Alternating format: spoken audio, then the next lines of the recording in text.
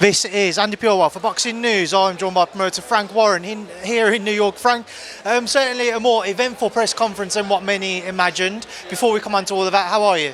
I'm good. I'm in New York and I'm looking forward to this fabulous card at Louis Armstrong Stadium on Saturday. A fabulous fight card. Let's obviously just get straight into it. Edgar Berlanga with a few choice words, a few choice actions on stage towards your man Hamza Sheeraz, towards Oscar De La Hoya. What do you make of everything which Edgar produced and the antics? I just think he's one of those guys, he's trying to G himself up, whereas Hamza's pretty cool and calm and collected, and he handled himself well. The rest of it is, I assume that's Berlanga's MO. It takes a lot to see Hamza maybe, I wouldn't say lose his rag or lose his temperament, but maybe a little frustrated up there, and understandably so. He was telling him, look, he's saying, I'm in New York, you're in my hometown, but you know what? The ring is Hamza's home. How much more fuel to the fire has today added for Hamza? Not that he needed it anyway, but how much more fuel to the fire has that added? He's really up for this fight. He looks well, and as I say, he's nice, cool and calm and collected. And we're going to get a face-off again tomorrow after the weigh-in. What's key for him? How does he overcome Edgar Berlanga? He's just got to use his brain. He's got to be ring savvy in there. He's got to use all his attributes, which is his height, his reach, and his jab. And he's got to be the boss. As soon as that bell goes, he's got to be the boss in there with him. From your understanding as well, Frank, how has he been finding working with Andy Lee, their first fight together? They gelled very, very well, and they seem happy together. So let's hope that's going to show in the ring on Saturday. Obviously, a few things Queensbury related I just want to run by you, Frank. Obviously, we've got another press conference on the horizon this week. A couple of your men on a big show in Saudi in November. Let's start off with Sam Noakes, his first challenge for World Honours against Abdullah Mason. A fantastic fight. Talk to me about it. It's a great fight. But Sam's a very capable fighter. He's got a tremendous work rate. He never disappoints. He's always involved in very entertaining fights. And this is a winnable fight for him. How much of Abdullah Mason have you watched all, and how much of an action-packed fight are you expecting? He's a good fighter. He's a good fighter, but so's Sam.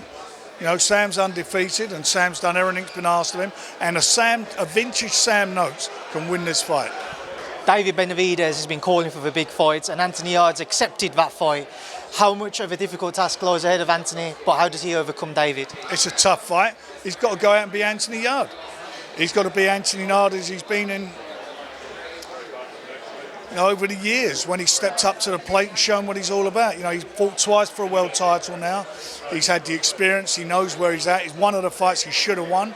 And he's in a position now where he's got an opportunity to fight an extremely, extremely good fighter, but a fighter who I don't feel has taken a punch power up with him as he's gone up in the weight. Obviously, it's been publicised that Callum Smith was also in the running for that fight, but as Eddie said, he turned it down because he didn't feel like the money was right for him. But how much credit does Anthony need that he's just thought, I'll accept the same offer that Callum was offered? Well, look, he wants to fight for a world title. These guys are not youngsters. They are what they are now. And he wants to fight for a world title. This is an opportunity, and he's got to try and take this opportunity literally with both hands. Anthony Cacace's injury, Frank, an unfortunate one. Obviously, would have been a fantastic fight with Ray Ford. Just what can you tell me about Anthony? Well, he's got a back injury and he's out, and that's the end of it. There's nothing. He's very, very disappointed, as we all are. How long do you expect to see that keep him on the sidelines? I haven't spoke to him about that. I only found out yesterday. I know obviously you're in the camp of Anthony Cacace, but just with that fight with Ray, are you guys proposing any other fighters who might be able to step in to fight Ray Ford? I'm going this afternoon to have a chat about it. We caught with Tyson Fury last week, Frank. Tyson was saying next year he's going to have his trilogy in April with Alexander Usyk. On the back of his comments on how good form he was in, do you expect to see the big man return? I think he will do. That's what he's saying he wants to do. It's next year, which is a long time away. It's a good 7-8 months, because obviously he's open air show. If there's an open air show, it won't be till April.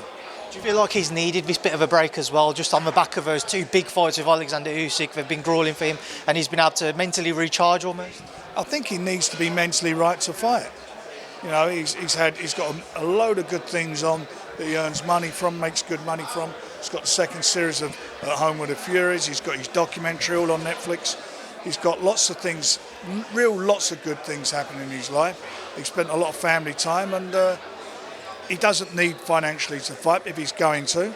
then he needs to do it now, not do one of these things like Ricky's doing, coming back, in a few years' time. And but who he fights yet is all too soon. One thing he did say is that he feels like he would dance around Mr. Daniel Dubois, your current heavyweight champion. I know he's got his fight next week. I know in the past it's might be not been something you've thought about or maybe wanted to make, but if their paths aligned, has your opinion changed? Is it a fight you'd want to make, Daniel and Tyson? But who knows what's going to happen in this sport?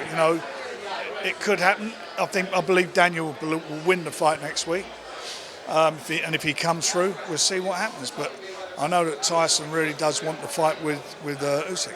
Just one more from me, Frank. Obviously, Alex Krashuk and Alexander Usyk have recently split. I don't expect you to go into the details around that, but do you look at that and maybe think that it might cause issues in their camp? Extra confidence for Daniel? It means nothing. It means nothing.